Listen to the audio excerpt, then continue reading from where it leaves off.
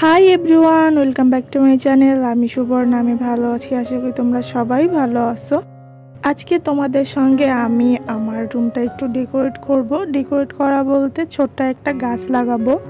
যেহেতু আমার গাছ অনেক পছন্দ, তো তার জন্য আমি ভাবলাম যে তাহলে আমার রুমে একটা মানি প্ল্যান্টই লাগানো যাক, যেহেতু অনেক কম পরিচর্যায় অনেক সুন্দরভাবে এটা গ্রো করবে।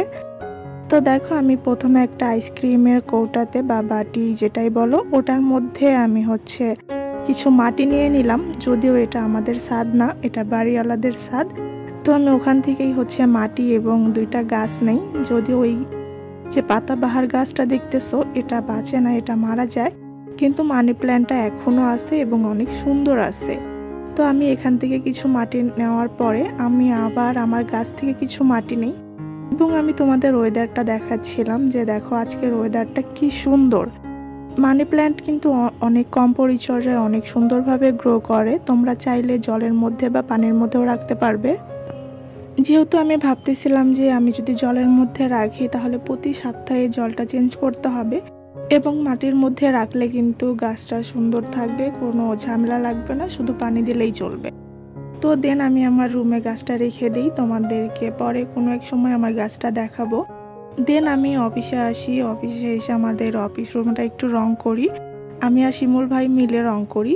তারপরে যে দেখতেছো, এটা একটা স্টুডেন্টের বোন।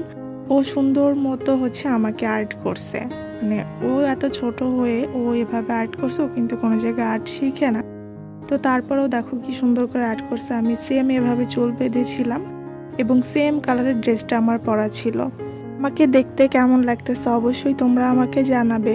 দেন তারপরের দিন এখানে লিফলেট দিতে আসি আমরা বলতে আমি এখানে গার্ড দিতে আসি এবং একটা আপু আর তার বান্ধবীর সঙ্গে এখানে লিফলেট দেয়। আমি গার্ডে ছিলাম যে তারা ঠিক মতো দিতে পারতেছে কিনা সেটা দেখার জন্য।